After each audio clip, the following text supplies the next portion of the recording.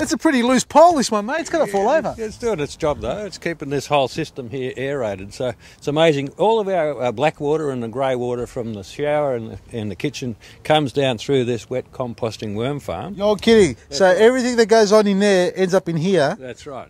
What, by buckets? Do you shovel it out or something? It's a new thing called pipes, yeah. So, it's pretty technological. Well, I've never seen a compost bin do such a job. No. Okay, can we open this? It's a bit like a glorified septic tank, really. Okay. So Above basically, ground. yeah, I will open it in a second though. But I just want to explain how it works first, though. There's a chamber down here which has got a mesh screen about halfway up it. The chamber itself's about 1.5 meters deep. Okay. Now there's worms that live on top of that mesh screen. So whenever anyone flushes the toilet in there, the worms prick up their ears and they, here it comes, send it down. And so it arrives down, so they go to town with it and basically liquefy all of the solids that come down through the pipes. And then the bottom chamber fills up to a certain point. Solenoid switch turns on and pumps the water over into this reed bed here. So the plants take up the nutrient and the water and send it back to the atmosphere. That's the way it works. Amazing. But the amazing thing about it, though, is that when you open this up, can you smell anything? I can't smell anything. Do you know what that means? It means it's working. And our shit doesn't stink. He's full of it, but it doesn't smell. I can't smell any. No, it's amazing, isn't it? I can't say that word. Can I say it? You say it. It smells good. Honestly, I cannot smell a single thing. Now, I've smelled black water and septic tanks, and they're terrible. You can cover it up now. You don't have to, but... So it's basically kept aerobic by this aerator here, the pipe. Keeps it all going. Okay, so what about the solids? Now, you're telling me the worms turn everything into a liquid form. Yeah. Do you have any solids left over? Well, this thing's been here since February 2003 and we've never had to clean it out. Not like a septic tank where it builds up its solids and then somebody's got to come along and pump it out. That's right. What are you doing out here? I'm plugging gaps. You're plugging... That is, we follow a plan. Yeah. Not everything goes to plan, so yeah, I'm just going to get a few more... What do you mean by gaps? You've got gaps in the garden bed, is that what you mean? Yeah, and we follow a system of rotation. That is, brassicas, your heavy feeders, and then we've got tomatoes, green manure crops, peas and beans. Now this stuff here, folks, in all seriousness, is beautiful. Look at the compost here. This is pure composted soil. A little bit of sandy loam mixed in there with a lot of organic matter. Is that correct? This is the bed I'm least proud of. You're kidding me? You got a better bed than this one? You want to check out this one over here, Vasili? Where? Over there? No, yep. Well, let's go and have a look at that one. So where's this soil you're talking about? Check out this bed. This is gorgeous. Look how colourful it is. Yeah, this one I've looked after, just like the other one with the horse manure and stuff. Maybe it was the worm castings that gave it that extra oomph. So you've got a worm farm growing on here too? Yeah, we've got two. Two of them? Yep. Oh, look at this. I just got to get my hands in this one, folks. I want to see how far deep I can get in there. I tell everybody that if you can dig your soil with your hand, it's good stuff because it's friable, it's deep. And look at that. I've already got a worm. I've got not one, there's lots of worms in here. Yeah, you'll find plenty. Yeah, there's plenty of worms in here. Now, you're adding soil in here, organic matter. Now, you guys have got compost bins here also. Yeah, we've got 3 compost bins open to the public. We welcome any kitchen scraps people have in the St Kilda community. All right, so it's not just about coming here and planting away and cooking something, it's also bring your scraps in too. So you can make compost out of it and they can recycle everything. This is really what we're talking about, sustainable practices. What do you got growing in here, mate? We're sharing the kale and the cabbages with the bugs. Check him out, eh? Look how big and chunky he is, mate. Relaxed there, munching away.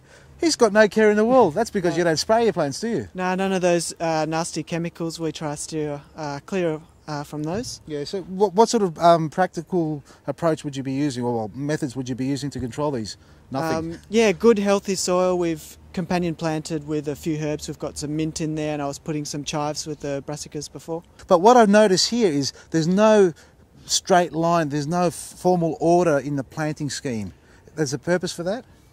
This is the way I like it, a little bit jungle style. Yeah. You know what it does with the insects also? Even though you've got nice big fat chunky caterpillars eating that one away, it confuses them. So if you get a little bit of thrip or white fly or even aphids, they don't leaf hop to other plants of favourite plants because there's so many varieties going on here. This is great. So if you're ever going to have a garden bed raised and you want to plant a variety of plants, any time of the year you can grow lots of vegetables, and it's not just like tomatoes all the time. You can plant 10 tomatoes in this garden bed, but scatter them around rather than having them all together. So you don't get the viruses spreading through the whole garden bed. Well done. What do you got here? We've got some garlic, parsley, onions from the garden, and we've just sautéed it with some sesame seeds to go into our bread today. So that is the filling, or the flavours for the bread. Exactly. Let's go make the bread. I'm starving. I'm starving. Add my yeast and sugar in here. Yeast and sugar. And so you made your own yeast? I didn't grow my own yeast. Okay.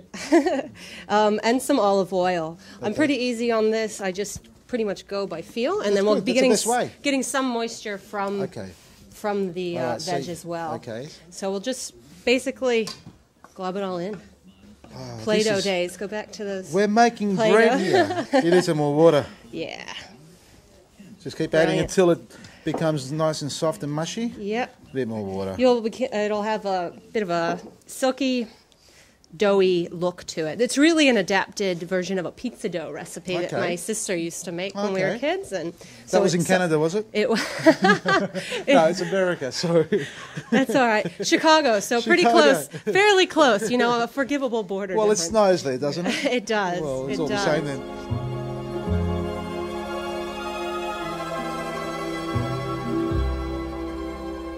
How are you going?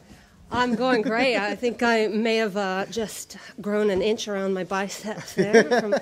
So now, once this is done, do you let it rest to rise? Yeah, I leave a little bit of olive oil around the edges just so it doesn't stick, and I cover it with a cloth, then just leave it near a warm area to let it rise.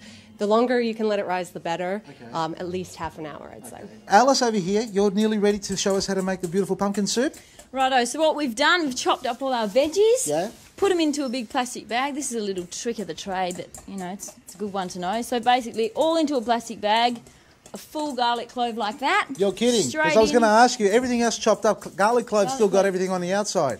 Yeah, the reason behind that is when they're roasted, they soften inside and don't dry out. So once they're all cooked, like corn. Squeeze them out. Yep, squeeze it out, and then it's ready for your soup. All right. Rather than drying out. It's a really good little tip. So in there, basically all in a plastic bag.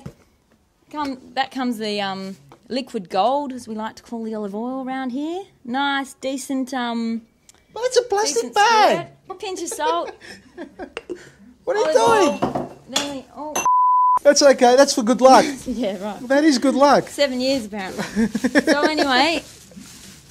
It doesn't necessarily have to be a bag without holes in it, because the olive oil is going to go into the oven as well. Basically what the bag does is allows you to coat all the veggies really nicely with the salt and olive oil. So you're using the bag to mix everything in? Yeah, that's right.